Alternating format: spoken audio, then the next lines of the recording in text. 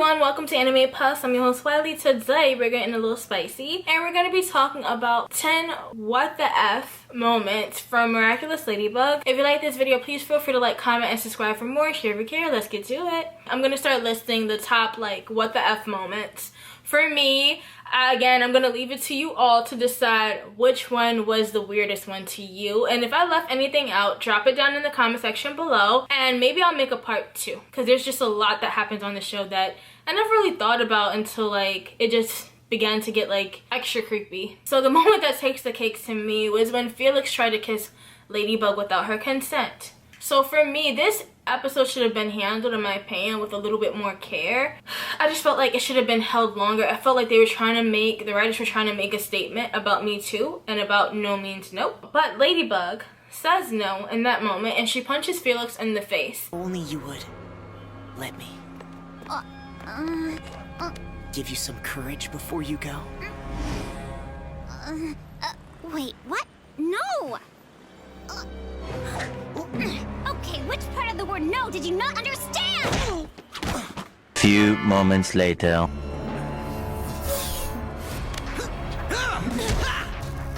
However, that punch didn't do much of anything. He was just back on his feet smiling and laughing like nothing ever happened. And in the end of the episode, he gets what he wants.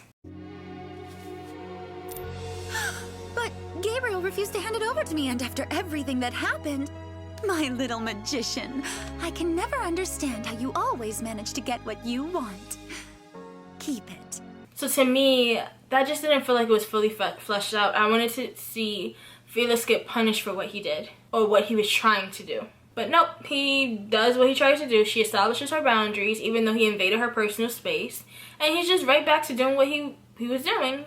To me, that just wasn't a good example of how these type of situations should go. I think that it is very toxic, or it isn't a good practice to just establish boundaries with people and then continue on like nothing ever happened. I think it's important to establish boundaries with people and let them know that you're serious. And in this episode, it just wasn't indicated to me. It didn't last long enough, and we continuously see this happening in the episodes and with other characters. The same thing happened with Kagami overstepping her boundaries a little bit and applying pressure to Adrian. Some of you helped me realize that. How Kagami's interaction with Adrian could be seen as her pressuring him. No.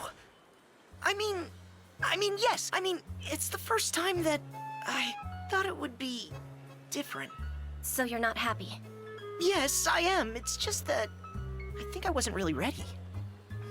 So when will you be ready? Your indecision is hurtful, Adrian.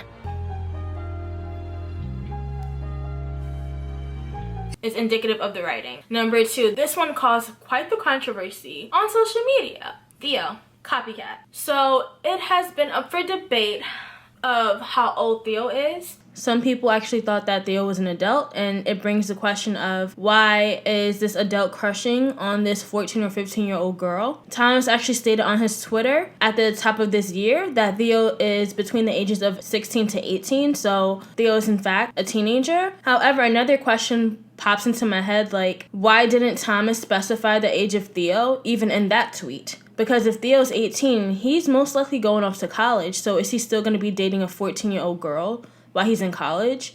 Or when he's 19, he'll be a grown man in college. Why would he be dating a 15-year-old?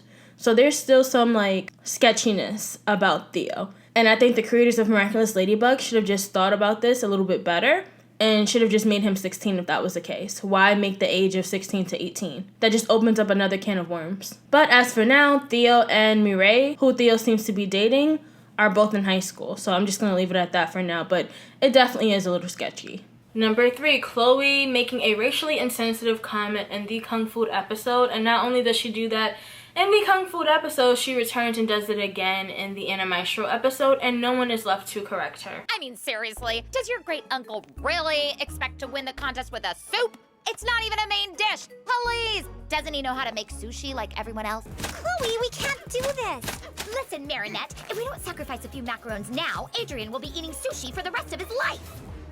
And tell her that what she's saying is stereotypical, it is racially insensitive, and it will rub people the wrong way. Failure on the writer's part. I shouldn't even have to explain why.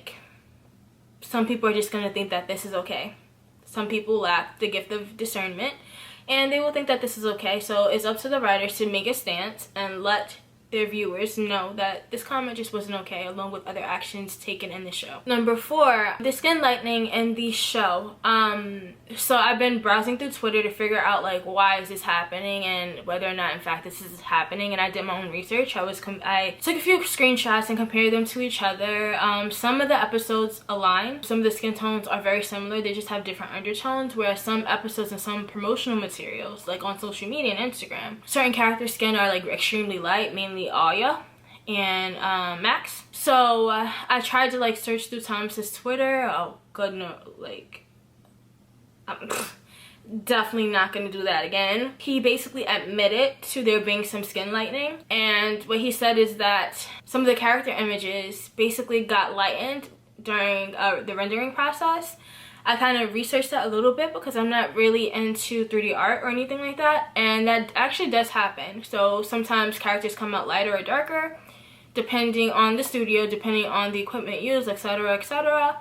But my question would be, why didn't they fix it? I think this show should focus less on its background characters and so many of its villains, who are honestly just duplicates of each other. Like, they have such similar powers, and should focus more on its main characters. That time could be designated to people who actually matter in Marinette's life, and it could be dedicated towards actually making a better story for the show. We don't need all these characters, and that is like a huge criticism for the show. So that was like very questionable to me. Like, why didn't they fix it? And people can say, oh, it takes so much time, or it takes so much money. If something is important to someone, they fix it. Simple as that.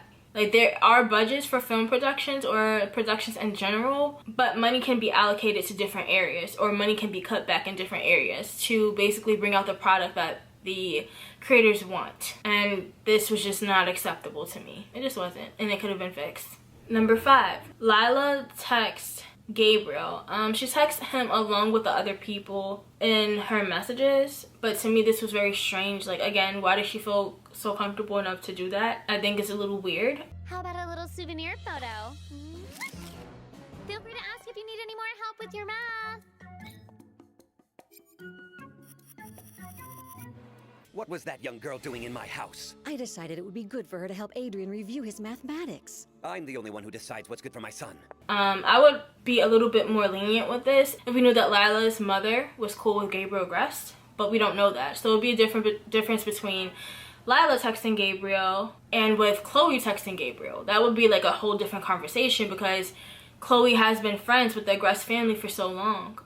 And Audrey, Chloe's mother, and Gabriel Grest are actually cool. Number 6, Lila really just kind of met Gabriel, and she met him in the park. Like, he was inside of his car with Natalie, and Lila was sitting on the park bench, and they were communicating with each other just a few feet away. But it's just like, why is this happening? That's a little strange. That just never really sat well with me. Again, if it was Chloe, that would be slightly different because she has a bond with them. But Lila, who just met them, or like even that personal conversation of Lila trying to tell Gabriel that Adrian needs friends and that she might be the perfect friend for him, who can be on Gabriel's side as well as Adrian's side, that was very strange to me, and it was very inappropriate.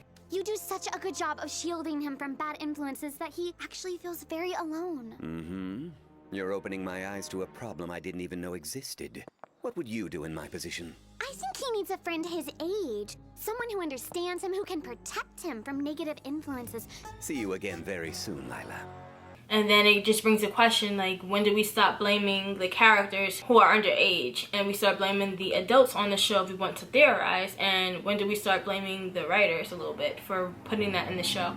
Number 7, Marinette's grandfather being a bigot. Okay, so let's define the word bigot. A person, and this is Oxford Languages, a person who is obstinately or unreasonably attached to a belief, opinion, or faction, especially one who is prejudiced against or antagonistic towards a person or people on the basis of their membership of a particular group. So a bigot can be a bigot in accordance to their prejudice when it comes to race, sexuality, gender, all that good stuff. But a bigot can just be someone who is not susceptible to change. And in that case, Marinette's grandfather literally stopped talking to his own son for 20 years over a rice recipe. He's a bigot. One of the reasons why Marinette's grandfather stopped talking to his son could very much so be the fact that he did not want his son, who is Italian, to get with a Chinese woman.